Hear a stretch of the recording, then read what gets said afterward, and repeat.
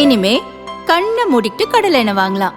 ஏன்னா மந்த்ரா கடலை எண்ணெய் இதயத்தின் தயாரிப்பு. வணக்கம். செய்தி சுருக்கம். தேர்தல் பத்திர விவரங்களை நாளைக்குள் வழங்க வேண்டும். அரசியல் கட்சிகள் தேர்தல் பத்திரங்கள் மூலம் நிதி பெறுவது செல்லாது என சுப்ரீம் கோர்ட் தீர்ப்பளித்தது. SBI வங்கி தேர்தல் பத்திரம் மூலம் அரசியல் கட்சிகளுக்கு நன்கொடை வழங்கியவர்கள் விவரத்தை தேர்தல் கமிஷனிடம் மார்ச் 6ஆம் தேதிக்குள் அளிக்க வேண்டும் என்றும் உத்தரவிட்டது. ஆனால் SBI வங்கி குறிப்பிட்ட கால அவகாசத்திற்குள் தேர்தல் கமிஷனிடம் விவரங்களை வழங்கவில்லை. ஜூன் 30ஆம் தேதி வரை அவகாசம் வழங்க வேண்டும் என சுப்ரீம் கோர்ட்டில் முறையிட்டது. இந்த மனு இன்று விசாரணைக்கு வந்தது. மனுவை விசாரித்த நீதிபதிகள், அரசியல் கட்சிகள் பெற்ற தேர்தல் பத்திர விவரங்களை தேர்தல் கமிஷனிடம் நாளைக்குள் SBI வழங்க வேண்டும் என உத்தரவிட்டனர். அந்த விவரங்களை 15ஆம் தேதிக்குள் தேர்தல் கமிஷன் இணையதளத்தில் வெளியிட வேண்டும் என கூறி SBI வங்கி தாக்கல் செய்த மனுவை தள்ளுபடி செய்தனர். மோடியே நேரடியாக களத்தில். பாஜகவின் டார்கெட் தமிழகம். லோக்சபா தேர்தல் தேதி அறிவிக்கப்படவுள்ள நிலையில் 3 நாள் பயணமாக தமிழகம் வருகிறார் பிரதமர் மோடி. மார்ச் 15இல் சேலம் வரும் பிரதமர் அங்கு நடக்கும் பாஜக பொதுக்கூட்டத்தில் பேசுவார். மார்ச் 16இல் கன்னியாகுமரி செல்கிறார். அடுத்து கோவை செல்ல இருப்பதாக கூறப்படுகிறது. தமிழகத்தில் கணிசமான MPக்களை வெல்ல வேண்டும் என்பதில் பாஜக தலைமை உறுதியாக உள்ளது. லோக்சபா தேர்தல் நெருங்கும் நேரத்தில் பிரதமர் மோடி அடிக்கடி தமிழகம் வருவது பாஜக தொண்டர்களை உற்சாகமாக்கி உள்ளது. பிரதமர் மோடியே நேரடியாக களத்தில் இறங்கியிருப்பது மக்களிடையே தாக்கத்தை உண்டாக்கி வருகிறது என்கின்றனர் பாஜகவினர். இந்த ஆண்டில் மட்டும் பிரதமர் மோடி 4 முறை தமிழகம் வந்துள்ளார். கடந்த 4ஆம் தேதி சென்னையில் நடந்த பாஜக பொதுக்கூட்டத்தில் பிரதமர் மோடி பங்கேற்றார். அதற்கு முன் கடந்த பிப்ரவரி 27இல் திருப்பூரில் நடந்த பாஜக பொதுக்கூட்டத்தில் பங்கேற்றார். அதற்கடுத்த நாள் நெல்லையில் நடந்த பாஜக பொதுக்கூட்டத்தில் பங்கேற்றார். ஜனவரி 19இல் கேலோ இந்தியா விளையாட்டுப் போட்டி தொடக்க விழாவில் பிரதமர் மோடி பங்கேற்றார். தொடர்ந்து ராமேஸ்வரம் கோவிலுக்கு சென்று வழிபட்டார். ஜனவரி 3இல் திருச்சி பாரதிதாசன் பல்கலைக்கழகத்தின் 38வது பட்டமளிப்பு விழாவில் பிரதமர் பங்கேற்றார். திருச்சி ஏர்போர்ட்டின் 2வது முனையத்தை திறந்து வைத்தார். இறால் பண்ணைக்குள் 400 கிலோ கஞ்சா மீட்பு. புதுக்கோட்டை வெளிவயல் கடற்கரை அருகே இறால் பண்ணை உள்ளது. அங்கே கஞ்சா பதுக்கப்பட்டிருப்பதாக திருச்சி மத்திய நுண்ணறிவு பிரிவு அதிகாரிகளுக்கு தகவல் கிடைத்தது. நேற்று மாலை இறால் பண்ணையில் சுங்கத்துறை அதிகாரிகள் சோதனை நடத்தினர். அங்கே மூட்டைகளில் பதுக்கி வைக்கப்பட்டிருந்த 400 கிலோ கஞ்சா பறிமுதல் செய்யப்பட்டது.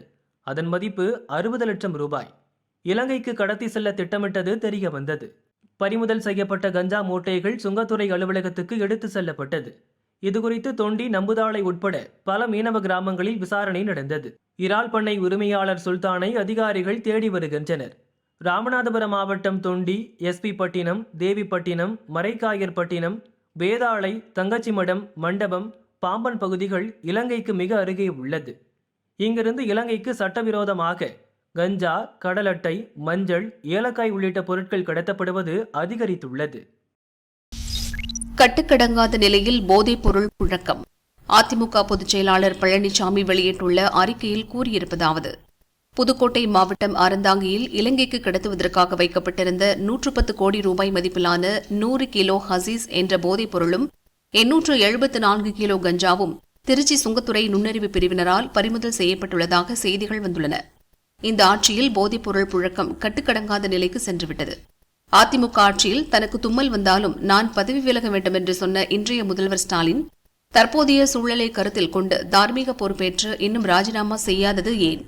அதிமுக ஆட்சியில் தொடர்ந்து குரல் கொடுத்து அரசின் கவனத்திற்கு பல்வேறு விஷயங்களை கொண்டு வந்த சமூக பொறுப்பாளர்கள் பலர் தற்போது திமுக ஆட்சியில் தமிழ்நாட்டு மக்கள் அனைவரையும் அச்சத்தில் ஆழ்த்தியுள்ள இந்த போதைப்பொருள் விவகாரத்தில் மௌனமாக இருப்பது ஏன்? தமிழ்நாட்டில் செய்யப்படும் பல்வேறு போதைப்பொருள் பறிமுதல்கள் மத்திய அமைப்புகளால் தான் செய்யப்படுகின்றன.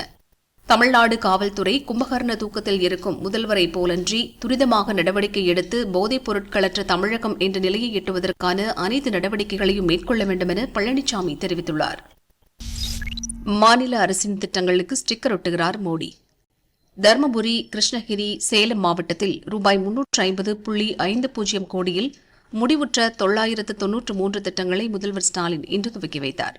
மேலும் தருமபுரியில் ரூபாய் 114 கோடி மதிப்பிலான 75 திட்டப்பணிகளுக்கு அடிக்கல் நாட்டி பேசினார்.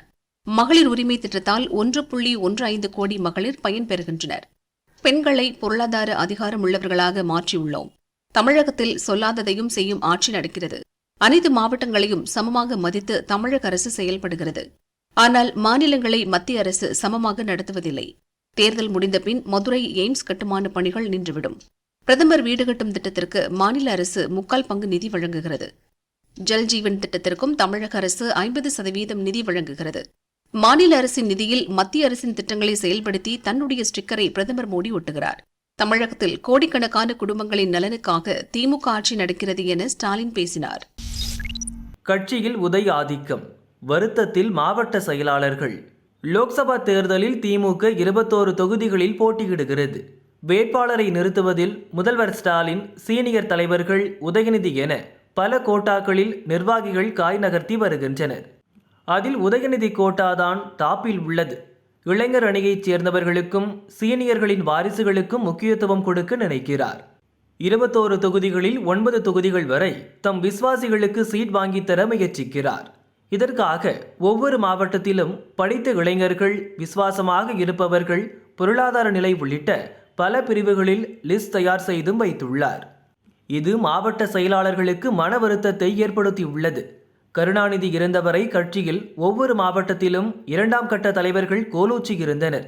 எந்த பதவிக்கும் மாவட்ட செயலாளர்கள் பரிந்துரை இல்லாமல் எதுவும் நடக்காது. ஆனால் இப்போது கட்சி தலைமை என்ன நினைக்கிறதோ அதை செயல்படுத்த வேண்டிய நிலைதான் உள்ளது. இந்த தேர்தலில் பெரும்பாலான மாவட்ட செயலாளர்களின் பரிந்துரைகள் எடுபடவில்லை. நாங்கள் கை காட்டும் வேட்பாளரை ஜெயிக்க வைக்க வேண்டும், இல்லையென்றால் பதவி கேள்விக்குறியாகிவிடும் என தலைமை எச்சரிப்பது வருத்தமாக இருப்பதாக மாவட்ட செயலாளர்கள் கூறுகின்றனர். அன்புமணி நிபந்தனை ஆடிப்போன பாஜக. லோக்சபா தேர்தலில் அதிமுக பாஜக கூட்டணி அமைந்தால் திமுகவை வீழ்த்த முடியும் என நம்பிய பாமக அதற்காக முயற்சிகளில் ஈடுபட்டது. அது பலனளிக்கவில்லை. பாஜகவுடன் கூட்டணி அமைக்க பாமக தலைவர் அன்புமணி தீவிரம் காட்டி வந்தார். தமிழகத்தில் பாஜகவை விட பாமக பெரிய கட்சி என கூறும் அன்புமணி, பாஜகவை விட அதிக தொகுதிகள் வேண்டும், ஒரு ராஜ்யசபா சீட், மத்திய அமைச்சர் பதவி வேண்டும் என நிபந்தனைகள் போட்டார். தமிழக பாஜக தலைமை உடன்படவில்லை. டெல்லி சென்று பாஜக தலைமையிடம் பேசினார் அன்புமணி. பாமகவுக்கு 15 தொகுதிகள், ஒரு ராஜ்யசபா சீட்டு கேட்டதால் பாஜக தலைவர்கள் அதிர்ச்சியடைந்தனர். தமிழகத்தில் மொத்தம் 15 தொகுதிகளில்தான் பாமக உள்ளது. அத்தனை தொகுதிகளையும் கேட்டால் அது எப்படி கூட்டணியாக இருக்க முடியும் என கேட்ட பாஜக தலைவர்கள் அன்புமணியின் நிபந்தனைகளை ஏற்க மறுத்துவிட்டனர். இன்று சென்னை வரும் மத்திய அமைச்சர்கள் கிஷன் ரெட்டி, VK சிங் ஆகியோர் பாமகவுடன் பேச்சுவார்த்தை நடத்த உள்ளனர். மூட்டை மூட்டையாக மீன்கள் அள்ளிய மக்கள். சிவகங்கை நெற்குப்பை கீழத்தெரு பெரிய கண்மாயில் மீன்பிடி திருவிழா நடந்தது. திண்டுக்கல், திருச்சி, மதுரை, புதுக்கோட்டை, சிவகங்கை உள்ளிட்ட மாவட்டங்களைச் சேர்ந்த மக்கள் போட்டி போட்டு மீன்கள் பிடித்தனர். ஜிலேபி, விரால், கெண்டை, கட்லா, சிசி போன்ற மீன்கள் கிடைத்தன. துள்ளி குதித்த பெரிய மீன்களை மூட்டை மூட்டையாக கட்டிச் சென்றனர்.